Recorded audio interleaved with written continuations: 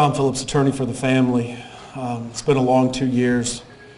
I obviously don't have much to say, except for one thing, and that's I had a baby last night. And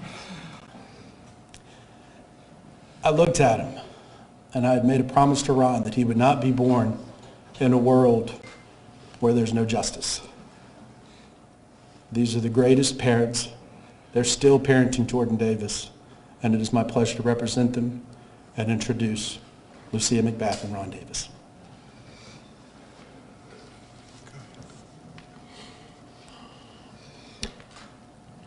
Words cannot express our joy, but also our great sorrow. Because with the verdicts of all counts being guilty for Michael Dunn, we know that Jordan has received his justice. We know that Jordan's life and legacy will live on for others, but at the same time, we're very saddened by the life that Michael Dunn will continue to live. We are saddened for his family and for his friends and the community that will continue to suffer by his actions. But we are very grateful that justice has been served. Justice not only for Jordan, but justice for Trayvon.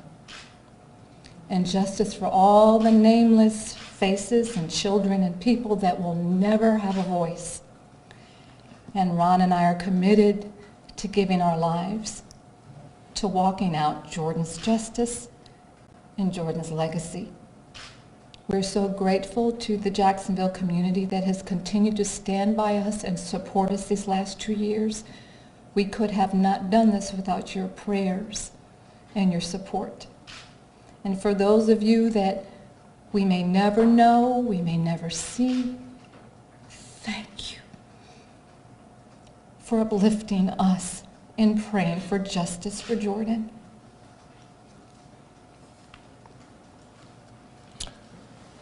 I am so thankful at this moment. The Lord has given me peace throughout this whole retrial.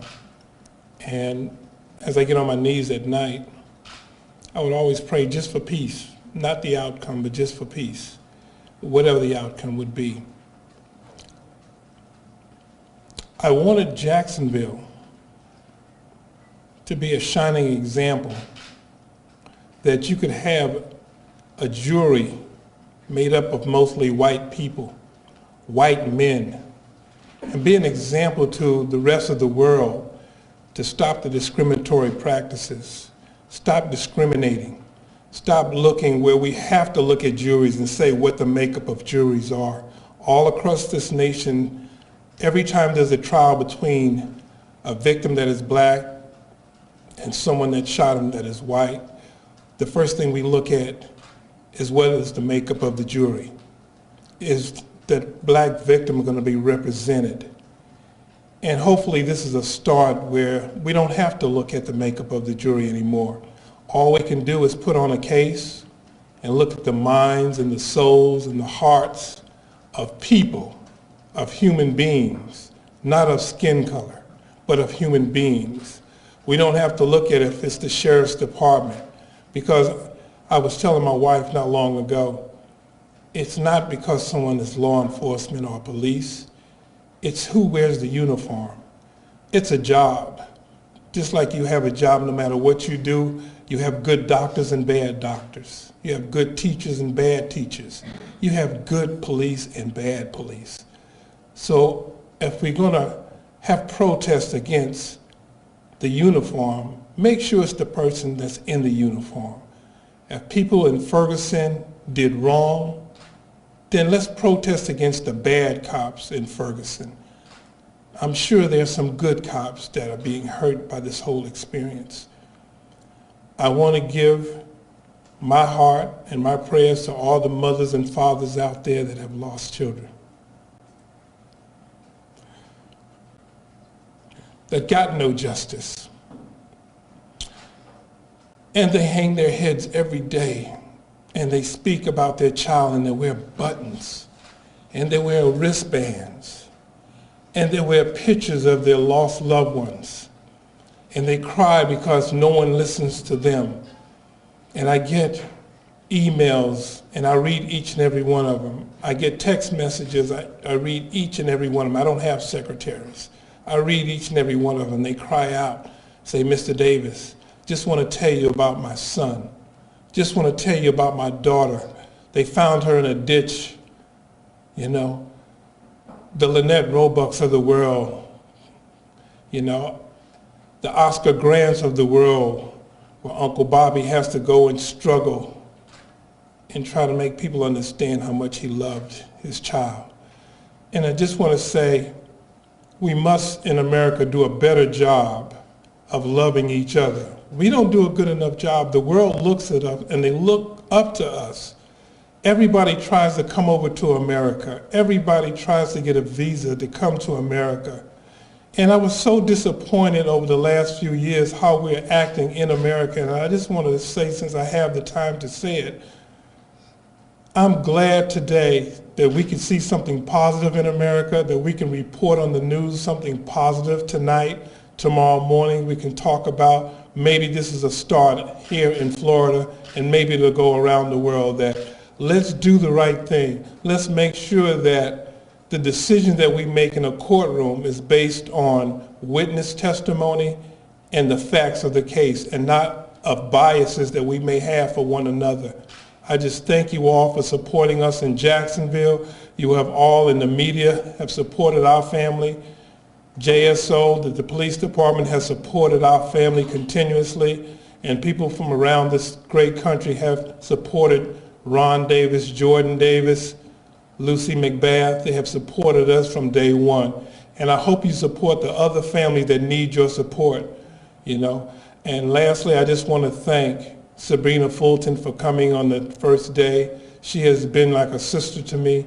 I want to thank for the Circle of Fathers, for Trayvon Martin's foundation, for gathering the fathers together, teaching us that even if we're disappointed in the court decisions, that we don't go out and we don't riot. We don't go out and tear other people's property up. What we do is stand as soldiers, stand as great men, and be a shining light to let people know that we can handle adversity, and there's different ways to handle it without making an embarrassment of yourself. And I stand here as a soldier for Jordan. Thank you. No questions. Thank you.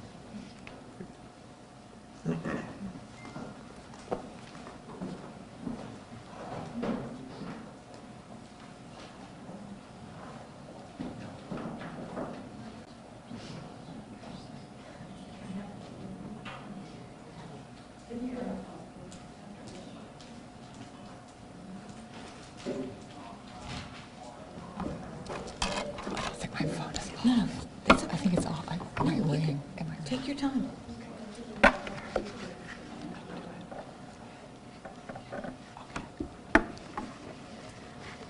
Just come here.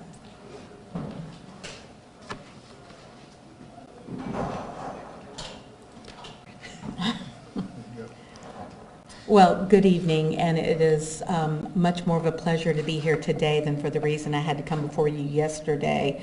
We want to start by thanking the jury for their hard work and their deliberations, and of course we feel that we achieved justice for our victims in this case. And I also want to thank the Jacksonville Sheriff's Office. We worked so closely with them on all of these cases, and through both trials they endured an attack on their abilities, which was quite frankly ridiculous. We have the best Sheriff's Office. They do an amazing job on homicides, on working those homicides, on their clearance rate. So with us, of course, you all probably recognize Sergeant Michael Paul, Lead Detective Mark Musser, Travis Oliver, Tracy Stapp, and Detective Ed Cahan was here earlier, along with all of the other people from the Sheriff's Office and FDLE who helped on this case. We appreciate it. And of course, Erin Wolfson, who, as I told you last time, this was her very first homicide call out. and John Guy, the master, is here.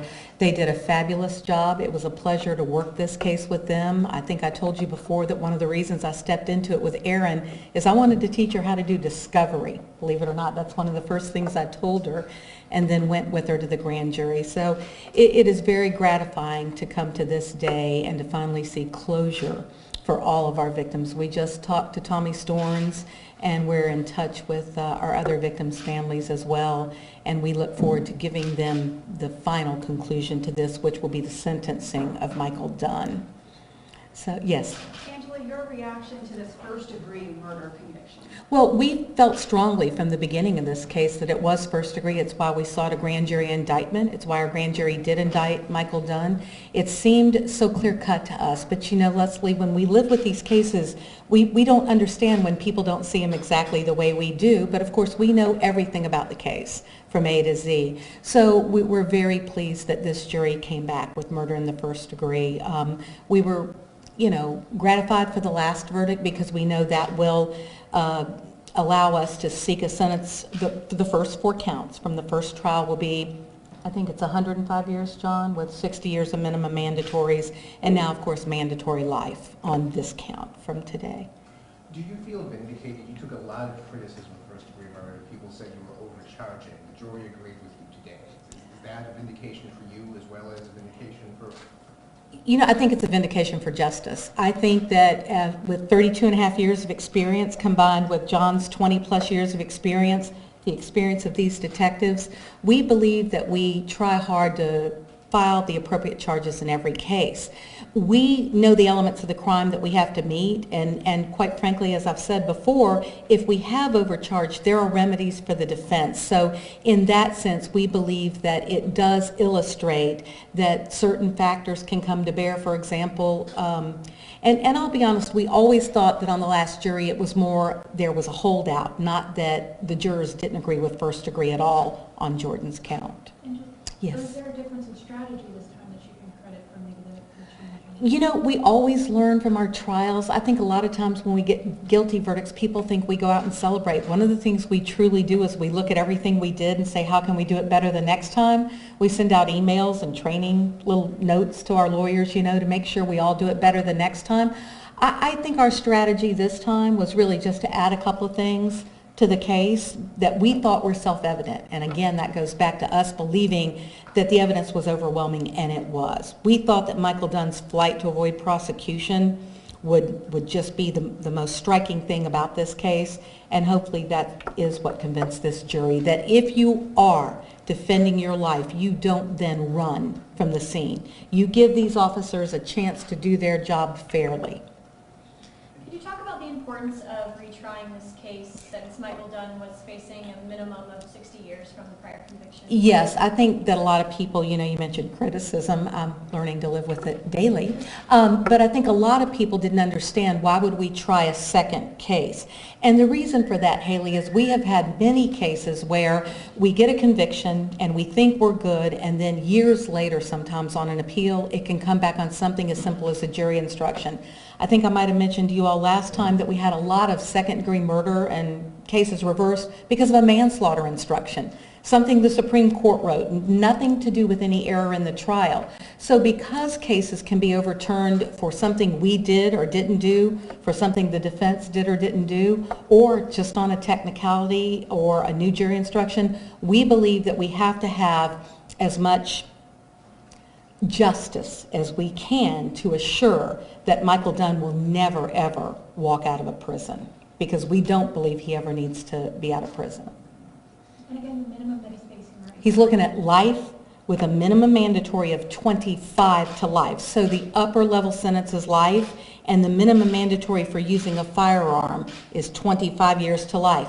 Had he killed Jordan with a bat, he would be looking possibly at life in prison if we had been able to prove premeditation. But the gun minimum mandatory gives the judge 25 years to life. We're going to be asking for life with a life minimum mandatory. Yes. They thought they hope this served as an example that the racial makeup of the jury doesn't matter. And I'm curious if you can comment on that, that when you were selecting a jury, did you have any racial profile in mind, and what is the outcome given that this was a predominantly white jury? You know, we've chosen so many juries that, and it's hard to say that we look for specific jurors. We want jurors who are going to be fair and impartial, jurors who are going to follow the law. That's what we're looking for. And a lot of times, and that's one of the discussions we've had, is we have convicted numerous people of different races, with different makeups on the jury, with different genders on the jury. So what we're hoping for is that it does help send that statement that jurors do their jobs based on law and facts, not based on the color of someone's skin, the gender, or any other outside factor, because this case was always about justice for Jordan in the sense that he was murdered. Make no mistake about it, he was murdered by a grown man who fled the scene. And thank God for Sean Atkins. I have to give Sean Atkins a heads up right now, a young man who was on probation and could easily have gone to jail that night, but who went back to that scene, just like Tommy Storns did, and stayed as long as the police needed them. But Michael Dunn didn't do that. So I think that it speaks a lot to just the facts of the case that this jury found Michael Dunn guilty. It seemed like you attacked the alibi a lot more in this. Even now you used two guys to a certain extent ridiculed it in the alibi during closing statements. Was that a deliberate decision that we're going to, rather than ignore it the way you seemed to do at times during the first trial, we're just going to attack it and say this is not realistic to believe this? Do you want to address that? Okay. Again, I think the problem, Larry, is we thought it was so evident that when he fled the scene, you know, flight to avoid prosecution is a strong indicator of guilt. So yes, I believe that we did make a conscious decision to attack what we believed was, quite frankly, a ridiculous story. One of the points being, every time Michael Dunn answered a question, it was, we did this and we did that. And there was only one person who pulled that gun out and shot and killed Jordan Davis, and that was Michael Dunn. So we never were sure who the we was that he was referring to making these decisions. So yes, I do believe we made a conscious decision to go harder after him for what we believe to be an incredulous story. Can you talk a little bit about this defense team versus the last? Did this defense team put up a better fight? They both teams put up a good fight for Michael Dunn in light of the facts and the circumstances, and both fought hard for him. So. Do you feel grateful, or what's your reaction to the fact that a juror was found out, or by whatever means through the article, that he had prejudice against your office? You know, that's so interesting, because I flat out asked the jurors, and I'm not sure if y'all, I think some of you were in there when I said, look, a lot gets said about me and about my office. You won't hurt my feelings. Tell me now if you have an issue with it. We ask that in every case, by the way. That's not just a question we ask in high-profile cases. So the problem wasn't whether the juror did have a problem with me specifically, and I don't know if you've seen the transcript. I think some of you were looking at it. He ended up apologizing. He said he was joking. He said he meant no disrespect. We believe that. It was probably just an artful joke that I feel like his fellow juror took advantage of, to be honest with you. But we couldn't take that chance. And one of the things I explained to him is, if I was at a civic gathering making a speech and somebody told somebody else they didn't like me, that is absolutely their right. But when I'm in my capacity, not as a state attorney, but as a trial lawyer, representing the people of the state of Florida, working with the trial team to prosecute the case, we have to make sure everybody can be fair and impartial. And so we wouldn't have minded if he had flat out said that. You might remember there was one young man who stood up and said he didn't like the police and he didn't like us, and they were going to put his sister-in-law in jail for charges he thought were, I think he said they were chump charges, and he might have to take care of the kids. He went on and on. I was very appreciative to know that that juror did have some feelings about law enforcement or the prosecution office. So yes, we were grateful to find out about it, but I hope that that juror doesn't suffer embarrassment because of it, because I think he's already, apologized, said what he had to say, and we moved on from it. Ms. Corey, could you explain the sentencing that again, I didn't... Yes, from the first trial, he's looking at a potential of 105 total years. That's on every count. That would be if the judge ran them consecutive. Again, that's the sentence for the charge itself. On 3 of the counts, for Tommy, Leland, and Tevin, he's facing a 20-year minimum mandatory for discharging the firearm but not striking any of the 3 of them. So it would be whatever number of years up to 105 with a 60-year minimum mandatory. That is not negotiable. That is mandatory. The judge will have to impose it, and by law it does have to run consecutive. And then on first-degree murder, he's looking at, as I said, life with a 25 to life minimum mandatory. The judge can give anywhere from 25 up to life as the minimum mandatory. It's not set like 10 or 20. He could give a 37-year minimum mandatory, for example. I think a lot of people are confused because they think it's 10, 25, and then just life, or just 25, but it's anywhere in between. So we can say 25 to life? 25, no. He's looking at a mandatory life sentence on first-degree murder. It's the minimum mandatory that throws everything off. That runs with... Yes, no parole. Mandatory life. So the minimum he gets is life plus 60 years. That's the absolute lowest sentence he can get. He could get, yes, that's the absolute lowest. That's correct. Yes. You're better at math than I am, because yes, because it took me a second. And minimum mandatories are difficult to understand because they run on a different track, so to speak. The upper level of the charge, the actual sentence, can be one thing, and then the minimum mandatory is a different sentence, but it runs with that other sentence. Any other questions? Anything for Sergeant Paul or his team or Detective Musser? I will tell you, it is difficult to sit in a courtroom and watch our officers get attacked the way that they were attacked in this case. They did an outstanding job.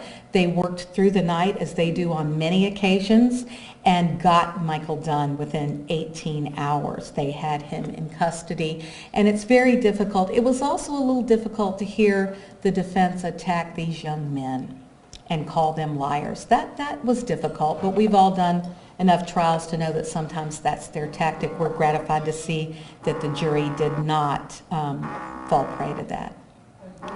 Yes, ma'am. Mr. Dunn has some sharp points for Michael Knox, who has done some work for your office. Will he do additional work in the future? You know, I think it would be difficult to hire Mr. Knox now that he's done so much work for the defense. And what we want from our experts when we do have to hire someone, you know, primarily we're allowed to rely on our own evidence technicians and Florida Department of Law Enforcement. But when someone makes the kind of basic mistakes where they say in their report one thing and then give a different opinion on the stand, it's something we'll have to evaluate.